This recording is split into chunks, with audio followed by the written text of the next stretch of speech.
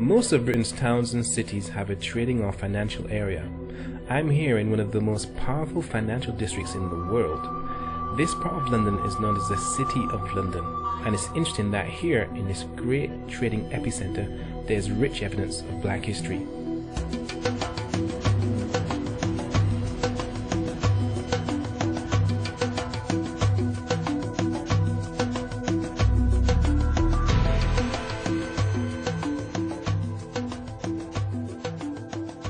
I'm in the Bank of England, one of the most important banks in Britain.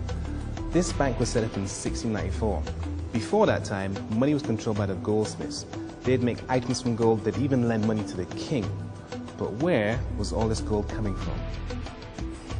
I'm holding a real solid gold bar. It's incredibly heavy. Some of Britain's earliest trading power came from a wealth of gold extracted from Africa. In 1325, Timbuktu in Mali was one of the biggest centers of trade in the world. The markets there brought in merchants from Nigeria, Egypt, Venice and Genoa, where they traded manufactured goods for gold. Timbuktu was ruled by the generous African king of Mali, Mansa Musa. He was richer than all the kings of Europe and was probably the richest man in the world at the time.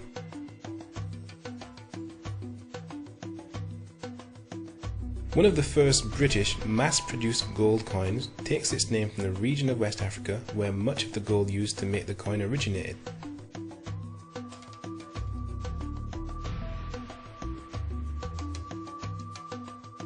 Well, in 1663 a new coin was introduced. It was gold, originally intended to be valued at £1.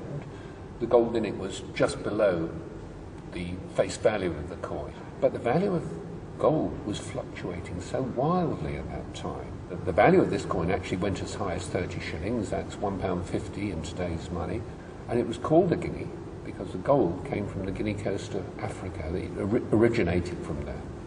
And this gold then came back to Britain and it drove the economy of Britain, or helped to drive it. It wasn't the only force, I mean, there were other factors, but it was a major force. In times of crisis, people always want gold. Yeah. If you look back at history, every time there's been a war, price of gold has gone up.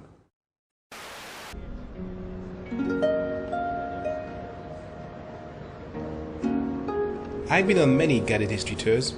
You'll find them in most of the big towns and cities in Britain. But have you noticed they rarely mention any black people or their place in British history?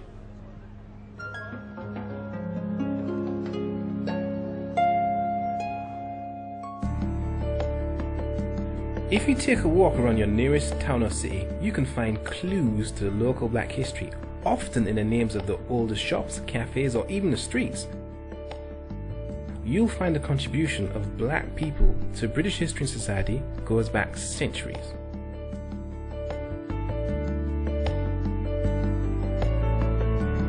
The influence is everywhere. It's all around you in the streets, the buildings, the architecture, but people walk past it every single day and don't even notice it. But the fact is, it's all around you if you know where to look. Where's the African influence in this quiet English square? It's something you'll find in many village greens, cemeteries and at war memorials. It's got ancient spiritual significance and it's of African design. And it's this thing right here. You can find imitation obelisks like this one all around Britain, most often in key locations that hold a particular significance.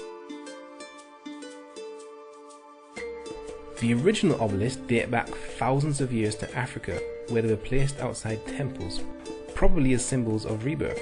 So it's interesting that they now commonly appear in cemeteries and in particular as war memorials. In 1963, Martin Luther King gave his inspiring "I Have a Dream" speech in front of an imitation obelisk called the Washington Monument. This obelisk is referred to as Cleopatra's Needle, although it was built long before she was even born. It's 21 meters tall, it weighs 180 tons, and is carved out of solid rock 3,500 years ago. Here's the question: how old is London? London's roughly 2,000 years old. So it means that people in Africa were capable of producing things like this using their art, science, technology 1,500 years before London even existed.